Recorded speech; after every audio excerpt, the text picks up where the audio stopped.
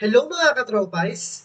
In this video, i-aim natin na ma-strengthen ang knowledge of theories and concept by applying them in sample problems. Kaya make sure to stay tuned until the very end kasi dito sa PICE-PUPSC Acad TV, we'll leave no one behind. Have fun learning and enjoy!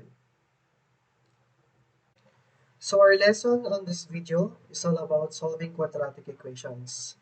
So instruction, solve the following quadratic equation using factoring. Given problem number 1, 2k squared plus 7k plus 11 is equal to k squared minus 5k. So, before tayo mag-factoring, always remember na kailangan naka-standard form yung given natin. So, ang standard form is ax squared plus bx plus c. Since yung given natin, hindi pa siya naka-standard form, so i-change muna natin siya into standard form. So, ito magiging 2k squared. And then yung k squared sa right, tatranspose natin to the left, magiging negative k squared. Plus 7k. And then yung negative 5k, tatranspose to the left, magiging positive 5k. And then, copy the constant is equal to 0. Dito naman, combine like term tayo. So, 2k squared minus k squared is k squared. Then, plus 7k plus 5k is 12k. Then, copy the constant is equal to 0.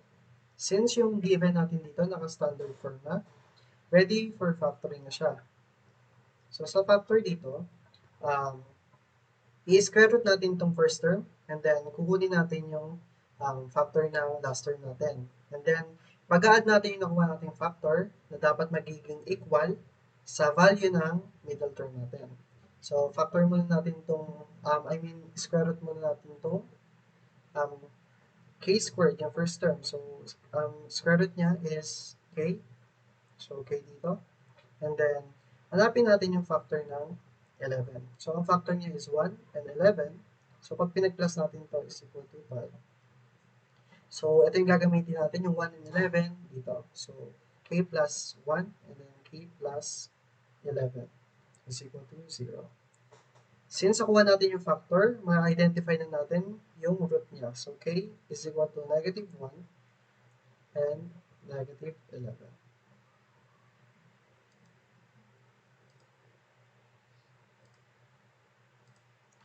So, yeah. So, problem number 2, given 2x squared minus 5x minus 3 is equal to 0. Dito, makikita natin na naka-standard form na siya. Pero, yung coefficient ng first term natin is greater than 1 na. So, ang gagawin natin kapag ganyan ay ipag-times natin yung coefficient ng first term, which is 2. So, times natin sa last term na negative 3.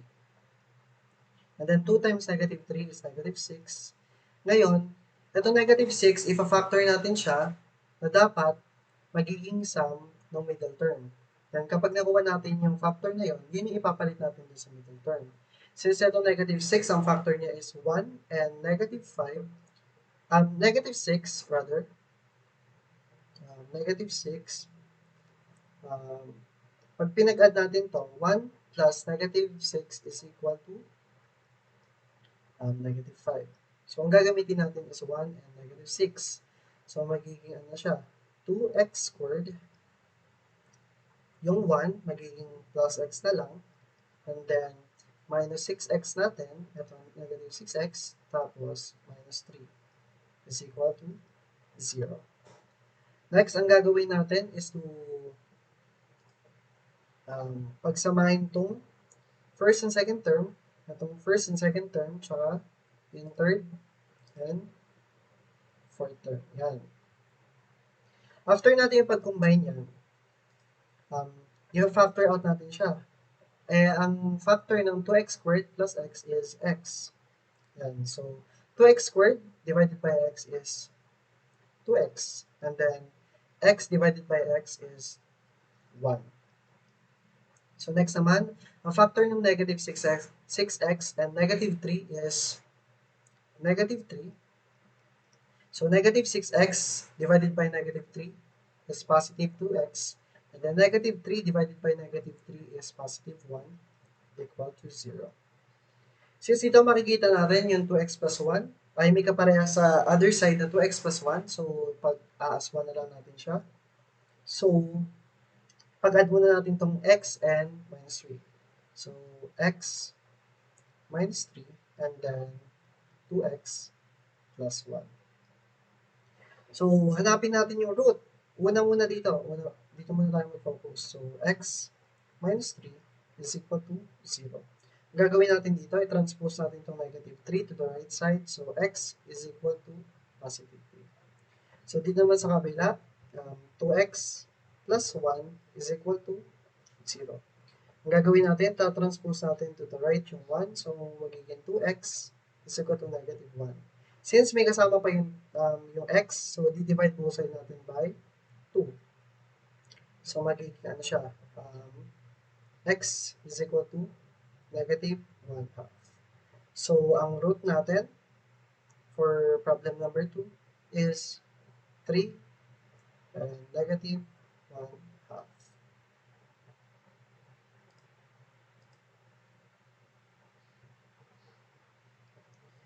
So next, solve the following quadratic equation using completing the square. So dito, mapapansin natin yung last term, hindi siya perfect square. So ang gagawin natin to solve the equation using completing the square ay gagawin natin is to transpose the positive 8 to the right side. So it will be x squared minus 6x is equal to negative 8. So after that, it will become x squared minus 6x plus blank is equal to negative 8 plus blank. Okay? Paano ba mahanap tong blank na to? Paano ilalagay natin? So, ang gagawin natin, itong middle term, i-divide natin siya by 2 and then square natin. So, negative 6, divide natin by 2. So, negative 6 divided by 2 is negative 3 and then square natin. Negative 3 squared is 9. So, yun yung value ng blank natin dito. So, arrange natin. So, x squared minus 6x plus 9 is equal to negative 8 plus 9 is 1. Okay. So, dahil perfect square na sila, perfect square trinomial, magiging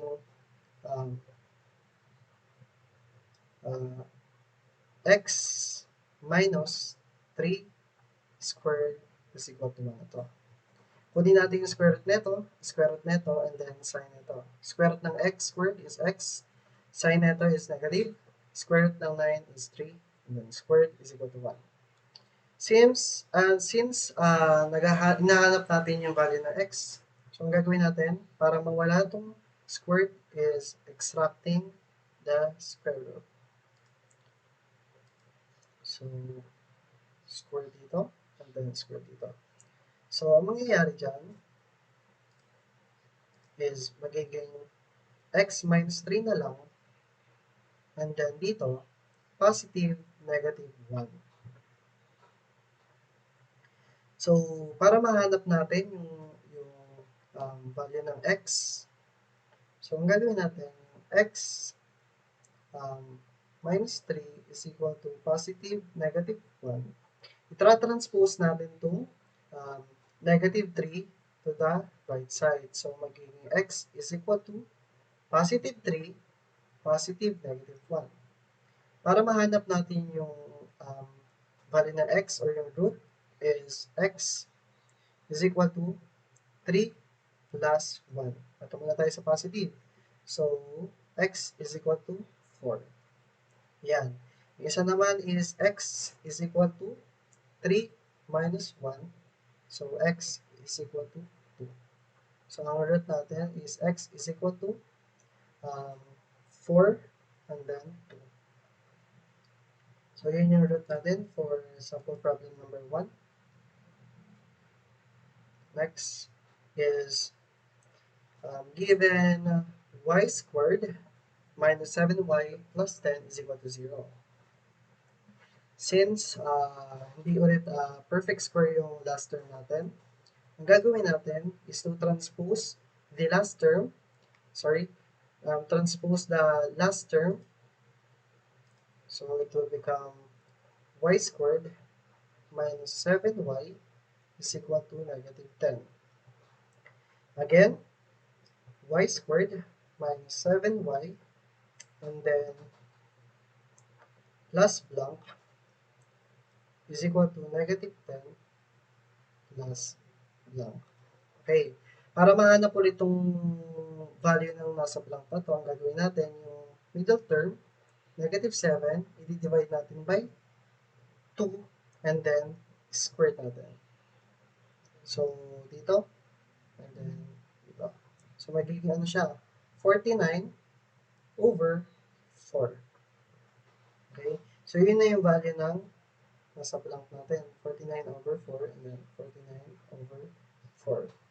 And then dito, y squared over 7y plus 49 over 4 is equal to, itong negative 10 plus 49 over 4, kunin natin yung LCD nila na 4. So, dito natin i-solve. Ito. So, negative 10, and then positive 49 over 4. So, ang LCD nila is 4. 4 times negative 10 is negative 10. Negative 40. And then 4 divided by 4 is 1 times 49. So, positive 49. So, negative 40 plus 49 is 9. And then, negative 4. So, eto, magiging, 9 over 4. And then, siya, perfect square na to. Perfect trinomial. Ang gagawin natin is to square this first term and then the last term. And then, use the operation of second term. So, magiging y, copy natin yung minus dito. And then, square root the numerator and denominator. So, square root of 49 is 7, and then square root of 4 is 2. Squared is equal to 9 over 4. So, para mas makita, ito, square root natin to. And then square root natin to.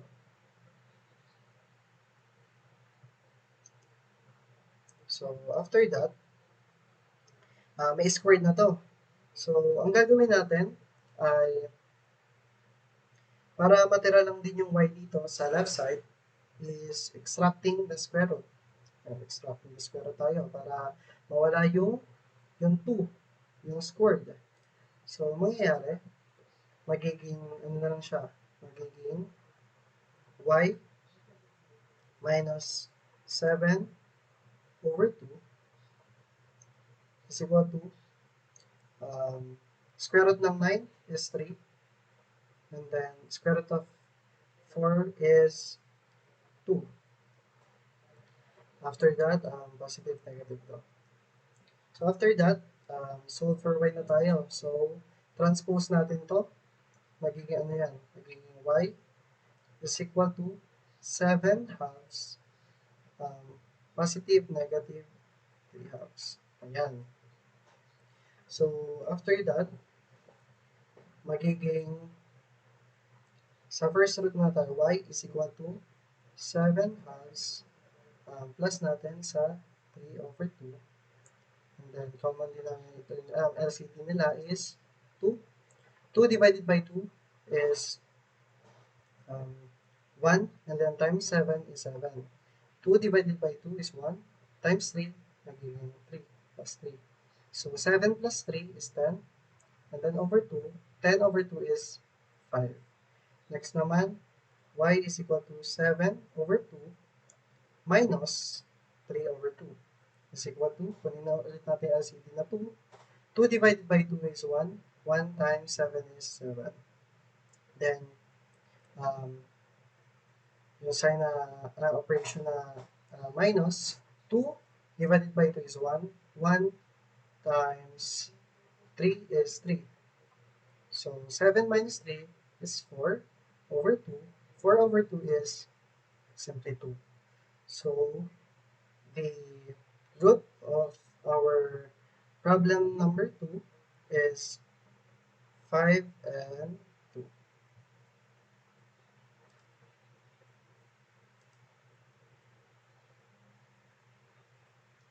So next is solve the following quadratic equation using quadratic formula. So given yung x squared minus 5x plus 4, so hanapin natin yung value ng A, ng B, and ng C. So yung value ng A, B, and C is yung coefficient and then yung constant. So yung A natin may coefficient siya dito na 1. Yung B dito sa middle term may coefficient siya na negative 5. And then dito yung constant natin is 4. So using the quadratic formula, yung formula ng quadratic formula is x is equal to negative b positive negative square root of b squared minus 4ac over 2a. Okay? So ang gagawin natin, since we have the value of a, b, and c, isa-substitute lang natin yung value nila dito sa formula. So, nangyayari, so, x is equal to negative, yung value ng b natin is negative 5, and positive negative square root of, yung b squared natin, yung value ng b is negative 5 squared minus 4, yung a natin is 1, and yung c is 4. Yan. Over 2, yung value ng a natin is 1. So, simplify natin. Itong negative, ito times natin sa negative 5 is magiging positive 5. So, x is equal to positive 5, positive, negative, square root of. Itong negative 5 squared, magiging 25. And then, negative 4 times 1 is negative 4. Negative 4 times 4 is negative 16. Over 2 times 1 is 2. And then, after that, simplify na natin yung loob ng square root. So, magiging x is equal to positive 5, tapos positive negative, square root of 25 minus 16 is 9, over 2. Okay? Next is x is equal to 5, positive negative. Ang square root ng 9 natin is 3. Right? So, over 2. So, kunin na natin yung root. Yung example natin is 5 plus 3 over 2 is equal to 5 plus 3 is 8 over 2. And then 8 divided by 2 is 4. Next naman yung x sub 2 natin is 5 minus 3 over 2 is equal to 5 minus 3 is 2 divided by 2, magiging 1. So, yung magiging value or yung root natin dito is x is equal to 4 and 1.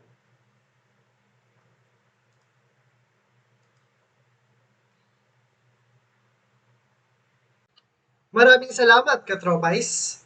Remember that you are never alone in this journey.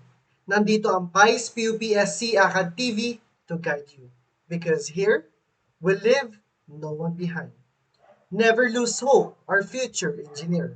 This is just a start.